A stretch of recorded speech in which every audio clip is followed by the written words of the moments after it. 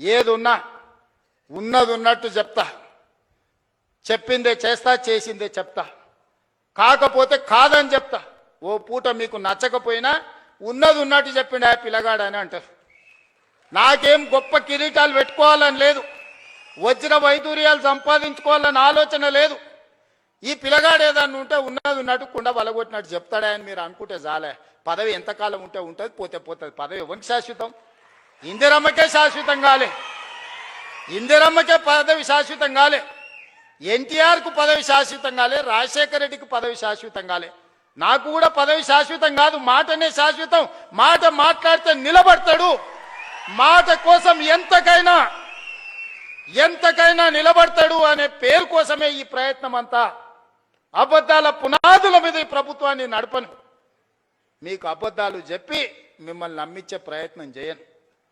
ఏమున్నదో అదే చెప్తా, ఏం చెప్పినో అదే చేస్తా. సోదరులారా, తెలంగాణ రైతాంగానికి నా విజ్ఞప్తి ఒక్కటే, వ్యవసాయాన్ని ఈరోజు కాలం మారింది, కాలానికి తగ్గట్టుగా మన నైపుణ్యం పెంచుకోవాలి.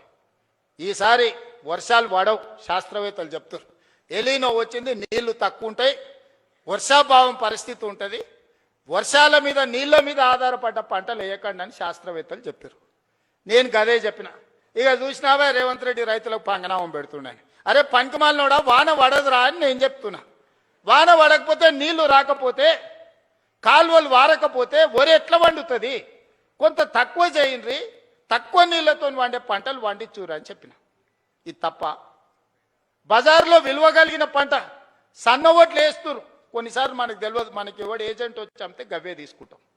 7 రకాలకు మార్కెట్లో మంచి డిమాండ్ ఉంది, 7 రకాలు వేస్తే కొనుగోలుతో పాటు బోనస్ కూడా ఇస్తానని మా ఉత్తమన్న చెప్పిండు. ఒక మంచి మాట రైతులతో, రైతు వేదికలలో ఆ ఇత్తనాలు పెట్టి రైతులకు అందుబాటులో తెచ్చి, మళ్ళీ ఏవో ఒకటి నకిలివి లేకపోతే అవోటి ఇవోటి మీకు మీ తలకు దాల్గిచ్చారు కదా అని ఇవాళ రైతు వేదికలలో విత్తనాలు తీసుకొచ్చి మీ అందరికీ అందుబాటులోకి తీసుకొచ్చినాం. పంట మార్పిడి చేయండి అన్నాం. అవసరమైన ఇత్తనాలు మీ దగ్గరికి తీసుకొచ్చి రైతులకు కష్ట సుఖాలు మేం చెప్తుంటే తప్పుడు ప్రచారం, నోరు తెరిస్తే అబద్ధం. దేవుడు ఆ కుటుంబాన్ని మొత్తానికి శాపం పెట్టినట్టు, బిడ్డ ఒక్క నిజం చెప్పినా తలకాయ 1000 ముక్కలే చేస్తారు మీరు, మీ జీవితాంతం అబద్ధాలే చెప్పుకుంటా బతుకుర్రని. ఆ శాపం ఉన్నట్టుందా? అసలు చూడు, ఒకని మించినోడు ఒకడా అని అమ్మ, ఒకనికి 100 అయితే ఒకనికి 110 మార్కులు వేయాల్సి వస్తుంది అబద్ధాలకు. అతనికంటే గనుడు ఆచంట మళ్ళా అన్నాడు యమ్మ, ఆయనే అట్లా అనుకుంటే అంతకంటే రాటు తేలిర్రా ఈ అమ్మాయి పిల్లకు కుర్రనాయాలు ఇద్దరు. నోరు తెరితే అబద్ధాలు, బామాడుతులు అసలు ఇక పోటీ పడే అబద్ధాలు చెప్పుకుంటూ తిరుగుతారు.